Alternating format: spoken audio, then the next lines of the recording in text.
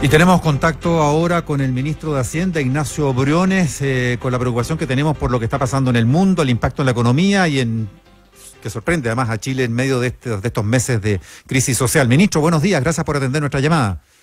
Buenos días, Mauricio, Mirna, ¿cómo están? Ministro, queremos entrar, por supuesto, en la coyuntura económica, su tema principal. Solo permítame, a propósito de lo que va a pasar ahora en la moneda, la conmemoración de los 30 años del retorno a la democracia. En alguna entrevista le escuché decir que usted iba a las manifestaciones por el no sé si estoy equivocada, por favor, corríjame si no es así, pero en definitiva, ¿cómo recibe usted la conmemoración de este día, particularmente en el momento que está viviendo el país? Bueno, efectivamente era así, a las manifestaciones por el no. Estaba en el borde de la edad de votar, yo no pude votar en el plebiscito por poquito. Y bueno, sabe que yo recibo esta conmemoración con mucho orgullo de alguna manera, mucho agradecimiento, sobre todo a quienes hicieron posible, se la jugaron, corrieron riesgos para que nuestra democracia retomara y dejáramos atrás 7 años de dictadura. Y a partir de ahí, y el rol fundamental que jugó el presidente Elwin, que marcó una hoja de ruta, que marcó la política de las décadas que seguirían, la política en el sentido amplio, desde la política pública, la política social y la política económica, y que creo que le dieron a Chile no solo una transición ejemplar, para retornar a la democracia, sino también para consolidarla y para generar una senda de desarrollo y de progreso social que, con todas sus sombras, porque las tiene, y creo que parte de lo que estamos discutiendo hoy día tiene que ver con eso, con los errores, con las carencias, con las omisiones, con todas esas sombras tiene un resultado notable.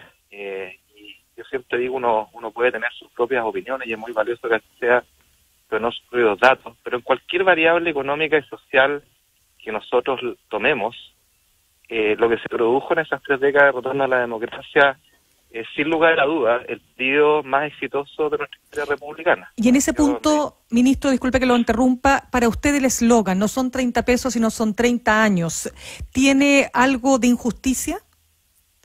Tiene completa injusticia, partiendo porque me parece que los eslogans, particularmente en los momentos complicados que vivimos, constituyen una banalización del debate que me parece inaceptable. Creo que lo que el país requiere en estos minutos es mucha altura de miras, mucha seriedad para buscar acuerdos, para trazar una hoja de ruta para los próximos 30 años, tal cual se hizo desde el retorno a la democracia, y en ese camino, en esa aspiración, los eslogans de lado y lado no contribuyen en nada, precisamente porque son una banalización del debate, y lo que necesitamos es complejizar el debate, no banalizarlo.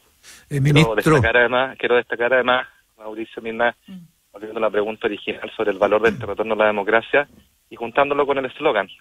También es parte del eslogan decir que no tenemos una democracia. Algunos incluso llegan al absurdo, al ridículo de plantear que vivimos en una dictadura. Y yo quisiera recordar y que este año, en el índice más relevante de democracia, que es el que publica el Economist Intelligence Unit, Chile por vez primera entra al grupo selecto de los 22 países que se consideran con democracias plenas. En los años anteriores estábamos ahí, en el tope, en el borde. Este año entramos, y quiero destacar que en el mundo, en todo el mundo, menos del 50% de la población vive en democracia, y menos del 6% de la población vive en democracia plena. Entonces yo creo que el llamado acá, no banalicemos el debate, valoricemos lo que tenemos, evidentemente con esa distancia, con ese espíritu crítico, analicemos lo que está mal y busquemos la forma de generar acuerdos para corregir eso que está mal. Pero creo que tirar todo en un mismo saco, que es un desastre, sin reconocer los tremendos aciertos en democracia, los tremendos progresos en democracia económico y social que este país ha tenido, es no contribuir, no hacer ese ejercicio, no contribuir a forjar una hoja de ruta para los próximos 30 años que Chile necesita. Ministro, ¿usted reivindica esta conmemoración entonces y recuerda esa política de acuerdos que marcaron los inicios de los 90 en particular?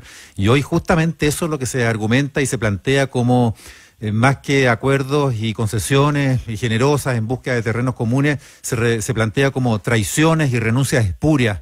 Y cuando usted plantea el argumento de no banalizar la discusión, en fin, y complejizarla, ¿Usted cree que lo escuchan sectores especialmente generacionalmente más jóvenes que están absolutamente hablando otro idioma, otro lenguaje, que hoy día mismo están convocando a tomarse los colegios, interrumpen el metro sentándose en los andenes? ¿Qué le diría usted a ese segmento? Yo no sé si usted tiene conciencia o no de cuánto lo escuchan o cuánto escuchan un mensaje como el que usted está emitiendo. Mire, yo estoy consciente que hablar de acuerdos para algunos sectores se transformó en una palabra pecaminosa, incluso para algunos una suerte de traición. Pero yo quiero insistir en que tomar esa postura me parece a mí que es completamente banalizar el debate, y es banalizar la política. La política, por esencia, se trata de lograr acuerdos. Sin acuerdos no hay política, y yo me niego a conceder que la palabra acuerdo sea una palabra que deba estar en desuso, que signifique traición. No hay experiencia en el mundo de país que haya logrado progresos sustantivos como los que necesitamos seguir haciendo, particularmente en el área social y acogiendo el llamado que nos hacen los chilenos y las chilenas. No hay país que haya logrado eso sin grandes acuerdos. Esa es la única manera de lograr progresos sostenibles, sustentables y de lograr reformas ambiciosas.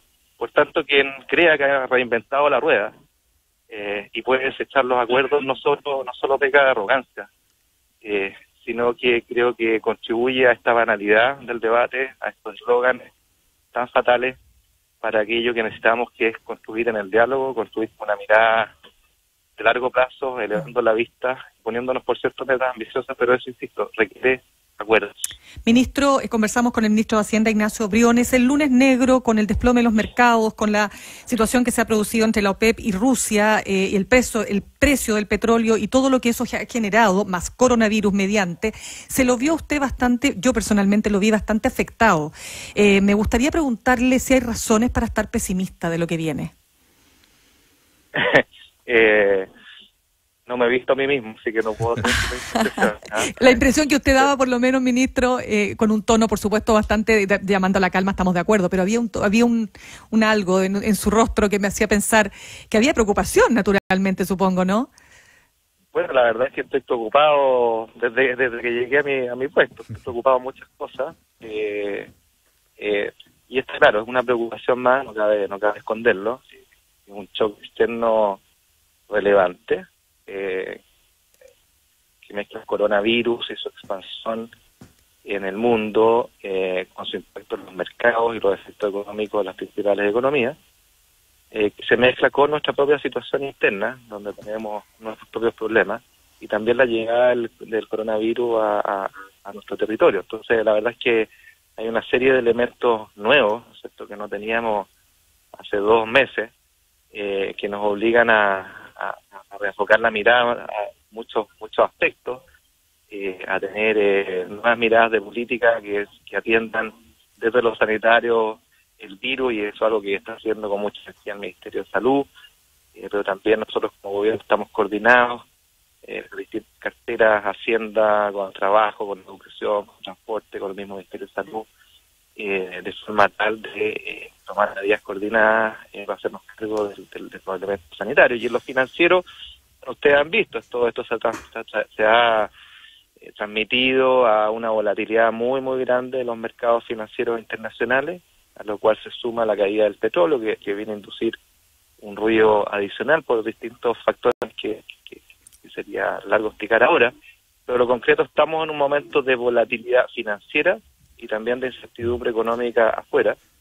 Y para un país tan abierto como Chile, es evidente que cualquier cosa que pase afuera en materia económica y financiera se transmite Ministro, acá. Sí, perdón, usted, justamente ese fue el mensaje que transmitió hace un par de días, llamando a la calma, a esperar, a no apresurarse. Estas cosas son muy fluctuantes. Usted habla de esta volatilidad, los mercados. Hoy día mismo recién comentábamos cómo otra vez las bolsas de Asia están a la baja, pero las europeas están subiendo. Esto es muy fluctuante, pero aún con los fluctuantes vemos que grandes potencias están tomando unas tremendas medidas económicas. La Reserva Federal recortó su tasa de interés para estimular la economía. El Banco Central de Inglaterra también acaba de recortar su tasa a su mínimo histórico. Están inyectando en Italia 25.000 millones de euros o algo así. El presidente Sánchez en España anunció un tremendo plan de actividad económica. O sea, claro, ellos tienen el coronavirus mucho más encima que nosotros, pero están tomando muchas medidas. Y se lo pregunto por qué. Porque desde el 18 de octubre hasta ahora, si de algo se ha acusado al gobierno, pese a que hubo medidas desde los mismos días siguientes, es de ser reactivos, de no anticiparse a las cosas. ¿Cómo responde usted a ese temor? Mire, varias cosas a su pregunta. Parto por lo último, porque estoy en completo desacuerdo. Nosotros lanzamos un paquete fiscal bien ambicioso los primeros días de diciembre. Apenas se conoció la tremenda baja del IMASEC de octubre. Y ese era un plan que no improvisamos de un día para otro, es algo que veníamos trabajando desde que yo llegué al Ministerio, y desde que hicimos los primeros recortes de estimaciones de crecimiento, sabiendo que los hechos de violencia que marcaron octubre nos iban a pegar fuerte. Por lo tanto, ahí hubo anticipación y hubo un plan muy bien diseñado, basado en apoyo y liquidez a la pyme, está totalmente operativo, y por otro lado, medidas de gasto que llevarán un punto del PIB para estimular la inversión, ¿no es cierto?, y el empleo. Por lo tanto, discrepo de ese juicio. Respecto a lo que han hecho los principales bancos centrales afuera, usted tiene razón. Las razones, en todo caso, son un poco distintas, porque las bajas de tasa, tanto de la Reserva Federal como del Banco de Inglaterra, dicen relación más bien con razones de liquidez para evitar problemas o para generar estímulos en los mercados financieros. No necesariamente para reactivar la economía del sector real. O sea, cuando usted tiene una crisis sanitaria donde la gente, no sé, en Italia, que está en cuarentena, no puede salir, ¿no es cierto?, o las empresas no están funcionando por lo mismo, no es necesariamente una baja de tasas lo que va a estimular que un cambio en esa materia. Entonces está más ligado al sector financiero, ¿no es cierto?, donde efectivamente estas consecuencias reales de la economía pueden transmitirse y generar algún tipo de pánico o problemas de liquidez. Lo que hace la Reserva Federal es inyectar liquidez. Y en esa materia yo quiero ser bien claro, y lo dijimos en el comunicado del Consejo de Estabilidad Financiera, lo recordó el Banco Central en su propio comunicado, las medidas de liquidez, tanto en dólares como en pesos, siguen plenamente vigentes y se podrían cambiar, ¿no es cierto?, en la medida que se requiera, como dijo el Banco Central, y lo mismo con el programa de intervención en el mercado cambiario. Y por nuestra parte, tenemos un plan de estímulo fiscal que, dimensionémoslo, o sea, estamos hablando de 1 punto del PIB de mayor gasto extraordinario transitorio, que es un tamaño grande. Solo para referencia, Australia lanzó un plan de estímulo fiscal de 0,5% del PIB. Entonces, yo creo que por ahora tenemos las medidas necesarias para responder, tenemos la coordinación, y eso se basaba mi llamado a la calma, a la tranquilidad, a no solo reaccionar, porque tenemos autoridades que están encima, que están coordinadas, y tenemos una institucionalidad financiera que es robusta. Y en lo económico también tenemos planes de acción que están en curso. Sí nos preocupa la pyme y estamos evaluando, ¿no es cierto?, medidas complementarias a las que ya tenemos abiertas, porque usted tiene que entender que la medida que entre el coronavirus, la gente va a probablemente, siguiendo lo que ocurrió en otros países, evitar actividades que tengan contacto con otros, y por lo tanto el sector turismo, el sector servicio, uno anticiparía que son los que más van a sufrir, y uno tiene que estar preparado para darle apoyo a esos comercios en este shock transitorio que van a sufrir. Es importante subrayar esto último, esto es un shock transitorio, no sabemos cuánto dura esa transitoriedad. La evidencia que tenemos es que en China aparentemente el virus estaría controlado, hay que ver qué pasa en otros países, pero no un shock permanente. Eso también es importante destacarlo, Mauricio. Sí, ministro, sabemos que usted se tiene que ir muy, muy cortito. Hay una columna hoy día de Alejandro Larcón, economista en El Mercurio, que dice que la abuelita, solía decir su abuelita que lo único que faltaba era esto, es decir, el coronavirus. Y él plantea que los puntos más esenciales respecto de lo que está enfrentando la economía en Chile es, por supuesto, evitar la inestabilidad financiera, la depreciación del peso y, dice él, en definitiva, una inflación más allá de lo que se supone es el rango meta. Pero para eso, dice él, es fundamental devolver la paz al país, restituir el Estado de Derecho y detener la violencia. Es decir, un camino bien complejo. Por eso yo le preguntaba al comienzo, ¿hay razones para estar pesimista precisamente por lo que estamos viviendo incluso en estas horas. Bueno, creo que concuerdo con todo lo que dice esa columna que no he leído. La paz en un sentido amplio, que pasa la paz para encontrarnos en el diálogo, encontrarnos en los acuerdos, es lo que le va a permitir o lo que le puede permitir a este país transformar esta crisis en una oportunidad, fijar una mirada larga que nos permita transitar y ver con optimismo los próximos 30 años, así como hoy día estamos celebrando los primeros 30 años del retorno a la democracia, los próximos 30 años en los acuerdos con un sentido de futuro, que tenga una agenda social ambiciosa, reformista, pero gradual, responsable fiscalmente, y que tenga a su vez una mirada de crecimiento económico, importante, porque aquí no nos olvidemos, sin crecimiento, todas estas ambiciones, todo esto que los chilenos y nos piden, es un imposible. Entonces yo creo que hay un momento para reflexionar sobre nuestro desarrollo en un sentido amplio, que dice relación con una agenda social ambiciosa, donde hay que tener prioridades claras y ambiciosas, valga la redundancia, una agenda económica potente que genere crecimiento robusto incluso, y también una agenda política, porque hoy día no nos olvidemos que esta crisis es política, económica y social, donde tenemos que buscar formas de, respetando siempre y valorando siempre lo que hoy día celebramos, el retorno a la democracia representativa, generar nuevas formas de participación, ¿no es cierto?, de canales que conectan la ciudadanía con sus representantes de forma tal de generar una comunicación más continua que evite los vaivenes, los sobresaltos como los que hoy día estamos experimentando.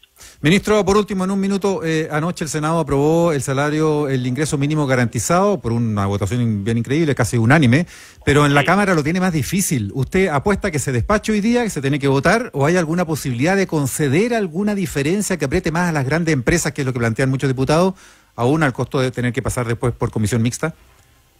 Mira, yo diría acá, perdóname, 3 mensajes cortos. El primero, bueno, por supuesto, felicitar y agradecer al Senado, ¿no? O sea, creo que es una señal muy valiosa para los momentos que vivimos, y agradecer entonces ese apoyo. Segundo, hacer un llamado a la Cámara a que por favor avancemos en esta materia. Y voy a explicar muy brevemente por qué, porque en estos momentos de turbulencia, de incertidumbre para los chilenos y chilenas en muchos ámbitos, hay una que es fundamental, que es la incertidumbre en sus ingresos, y esto dice relación con las fuentes laborales y la baja en la actividad económica. Y un proyecto de esta naturaleza, así como el de pensiones que está en discusión, entrega una certeza en un ingreso mínimo garantizado, que viene a complementar las fuentes de ingresos de aquellos trabajadores de menores ingresos. Y por lo tanto es un alivio directo, una política directa a paliar esta incertidumbre que aqueja a muchos chilenos y chilenas.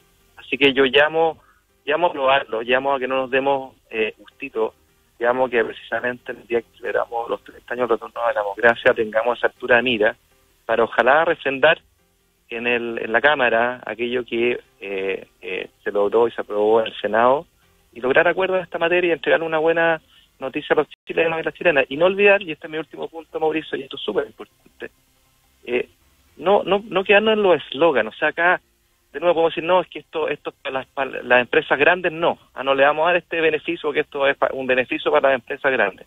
Acá no hay que olvidar que este proyecto es un beneficio al trabajador. Si el trabajador gana poco, yo quiero suplementar su ingreso, independiente si trabaja en una empresa chica, mediana o grande. El trabajador, la trabajadora en el centro, y no tratemos de ponerlo en términos de las empresas, de si son grandes ni si son chicas. Lo que queremos es ayudar a los ciudadanos. Y creo que eso, si lo tenemos a la vista en la votación de hoy día, creo que podría augurar un bonito homenaje para estos 30 años de democracia. Ministro de Hacienda, Ignacio Briones, muchas gracias por conversar con ADN hoy. Muchas gracias. Muchas gracias a usted.